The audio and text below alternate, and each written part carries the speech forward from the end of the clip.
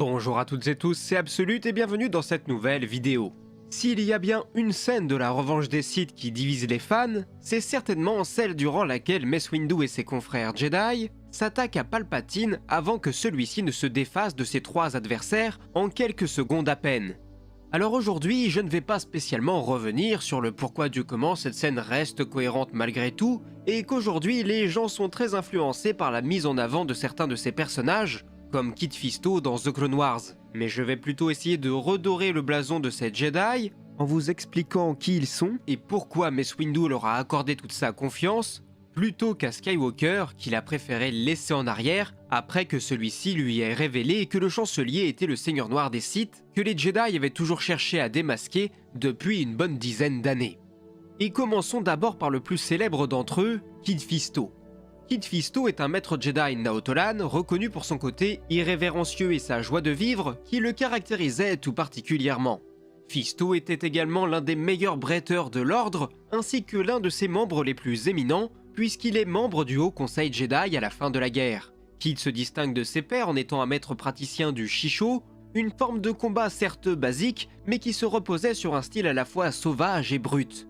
Et mieux encore, de par la nature de son espèce, Kit Fisto était également un brillant combattant sous-marin, celui-ci ayant acquis la capacité de créer des bulles de force à projeter sur ses adversaires sous l'eau, et son sabre laser était quant à lui muni d'un deuxième cristal afin de fonctionner en milieu sous-marin. Le deuxième membre du trio qui accompagne Windu est Liktochi Saezetin, qui était particulièrement doué dans le domaine télépathique. Saeze avait au fil du temps développé une véritable fidélité vis-à-vis de l'ordre Jedi, et se montrait particulièrement dur avec ses collègues qui avaient déjà pu flancher, comme ce fut notamment le cas de Quinlan Vos. Tin était également reconnu comme l'un des meilleurs pilotes de tout l'ordre Jedi, celui-ci s'étonnera même qu'on confie une mission de pilotage extrêmement importante à Skywalker, plutôt qu'à lui, lors de la bataille de Boss Pity. Quoi qu'il en soit, leur talent en tant que pilote était pour ainsi dire similaire. La seule différence étant que Saeze était capable de se déplacer en hyperespace sans avoir besoin de l'assistance d'un ordinateur pour y naviguer, ses capacités télépathiques lui permettant toujours de se repérer dans son environnement. Côté combat, Saeze était un pratiquant de la cinquième forme de combat Jedi, le Gemso, une version améliorée de la forme 3 très défensive qui a été perfectionnée pour permettre à ses utilisateurs de se montrer plus offensifs dans leur méthode de combat. Elle est considérée comme la forme la plus exigeante physiquement de toutes les formes de combat au sabre laser, et tout comme Kit Fisto, Saeze était également un membre du Haut Conseil Jedi. Et enfin, le troisième protagoniste est le Zabrak Agen Kolar. Celui-ci se distinguait de ses pairs de par son faible intérêt pour les discussions diplomatiques. Ce dernier se montrant souvent trop franc voire direct avec ses interlocuteurs, préférant l'action à la réflexion. Malgré ses traits inhabituels chez les Jedi, cela ne l'empêche pas d'obtenir un siège au sein du Haut Conseil Jedi lui aussi. Tout comme son collègue Naotolan, Kolar était l'un des meilleurs épéistes de l'ordre, si bien qu'il était considéré comme le meilleur praticien de l'Ataru, la forme 4 de combat, juste derrière Yoda et à un niveau équivalent à celui de Ki-Adi-Mundi. Et donc, avant de se lancer dans le bureau du chancelier, Windu pensait de son confrère que ses propres compétences au sabre laser conjuguées à celles d'Agen suffiraient à elles seules à maîtriser les pouvoirs du Seigneur Sith. Mais maintenant que je vous ai présenté ces personnages, laissez-moi vous raconter l'histoire de leur première mission commune. Mais voici pour commencer et pour faciliter votre compréhension, un petit peu de contexte. Nous sommes au beau milieu de la guerre des clones et alors que les Jedi sont éparpillés partout à travers la galaxie pour lutter contre les séparatistes, une autre menace finit par faire son apparition. Depuis quelques mois, une entité inconnue a placé des primes sur la tête des différents Jedi. Et pour pallier à ce problème, Mace Windu rassemble une équipe de Jedi avec certains de ses collègues les plus coriaces pour bien faire comprendre à cette guilde des chasseurs de primes qui a mis leur tête à prix que c'est une très mauvaise idée que de se faire des Jedi des ennemis. Cette guilde de chasseurs nommée la Nova Écarlate était menée par Mika, une Fargoul qui vouait une haine profonde pour les Jedi après que ceux-ci aient tué ses parents qui étaient des dealers de bâtons de la mort. Mais il y avait bien une raison pour laquelle aucune guilde de chasseurs n'avait jamais mis à prix les têtes des Jedi. Et son plus proche conseiller s'inquiétait qu'ils ne découvrent très rapidement pourquoi à leurs dépens. D'autant plus qu'ils étaient désormais au courant qu'un Jedi allait débarquer sous peu sur leur station et en guise de provocation, Mika propose de doubler la prime sur la tête de celui-ci. Mais elle ne voulait pas seulement récupérer son arme en guise de preuve de sa mort, elle voulait littéralement qu'on lui amène sa tête. Ce Jedi qui doit débarquer sur la station, il s'agit bien évidemment de Mace Windu, et celui-ci se fait rapidement remarquer. Après tout, il ne venait pas en mission d'infiltration, mais plutôt pour faire une démonstration de force. Sans compter que les guildes de chasseurs pouvaient avoir un vrai intérêt pour la République, mais s'ils ne lui laissaient pas le choix, Windu se verrait contraint de faire cesser leurs activités. Il leur propose donc qu'il lui livre la personne responsable de la mise à prix des Jedi pour qu'elle puisse répondre de ses actes sur Coruscant. Mais comme vous pouvez l'imaginer, l'appât du gain est trop fort pour tous ces chasseurs qui se jettent sur leur cible. Mais en quelques passes d'armes à peine, le Jedi se débarrasse de ses adversaires. Nous découvrons au passage que Mika a passé un contrat avec un Twi'lek qui exècre également les chevaliers Jedi.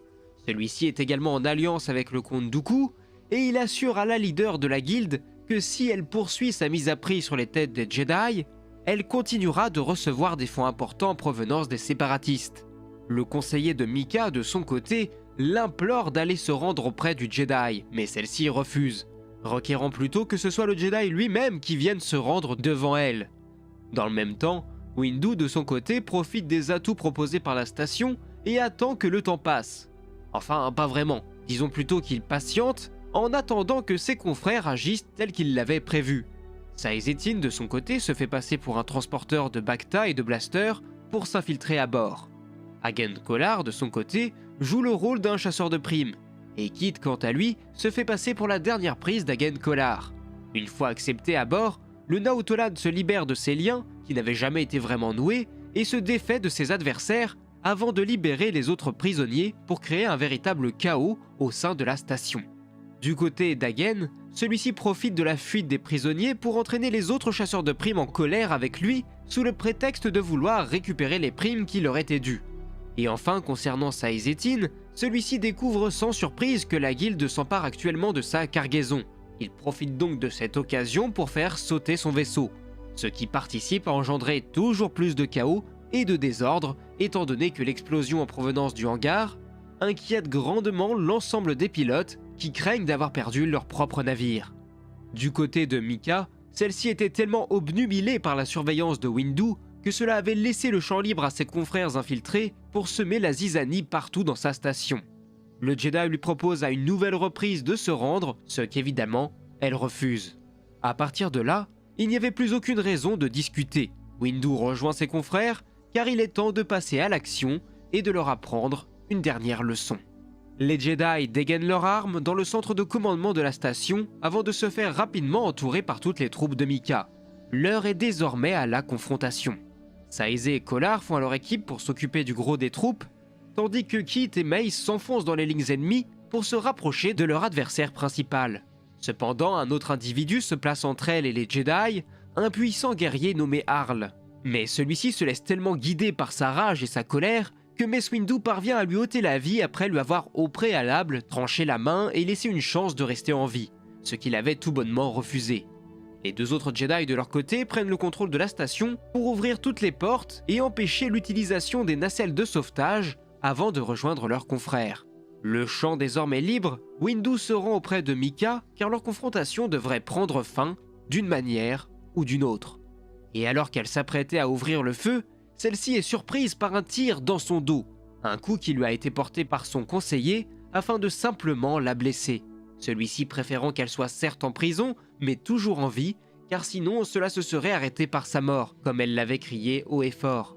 Les Jedi découvrent alors par là même l'existence du Twi'lek qui avait permis à Mika de financer la traque des chevaliers Jedi, et se lance désormais sur sa piste, tandis que la guilde de son côté va faire annuler l'ensemble des contrats qu'elle avait lancés. Le Twi'lek de son côté se voit être contacté par le comte Dooku qui se révèle passablement déçu de ce dernier. Et le Seigneur Noir ne tolère que très peu les échecs de ses sujets, d'autant plus qu'un exemple devait être fait. Il avait donc fait en sorte que son nouvel acolyte, l'ancien Jedi Quinlan Vos, se rende sur place pour exercer sa sentence, la mort. Lorsque les Jedi arrivent sur place, ils ne découvrent que le corps sans vie du Twi'lek et un enregistrement de leur ancien confrère Jedi. Mais on reviendra en partie sur cet événement plus en détail dans une prochaine très grosse vidéo que je vous prépare actuellement. Je tease un peu, mais vous verrez, je pense que ça en vaut la peine. Mais bref, sur ce, j'espère que cette vidéo vous aura plu et qu'elle vous aura permis d'apprendre de nouvelles choses, notamment sur cette Jedi, et j'espère que j'aurai réussi à redorer un tant soit peu leur blason. Même si bien sûr, n'oubliez pas que malgré tout, ce qu'il faut retenir, c'est que Palpatine est démesurément puissant en comparaison de cette Jedi qui n'avait jamais eu à faire face à un tel adversaire. Et donc si je suis parvenu à vous apprendre des choses aujourd'hui, vous connaissez la chanson, n'hésitez pas à liker la vidéo, et n'oubliez pas non plus de vous abonner à la chaîne pour ne rien manquer des futures sorties. Vous pouvez aussi me soutenir sur YouTube si vous le souhaitez, pour me permettre de vous produire toujours plus de contenu. Et enfin, moi il ne me reste plus qu'à vous dire à la prochaine pour de nouvelles vidéos, c'était Absolute et que la force soit avec vous, ciao.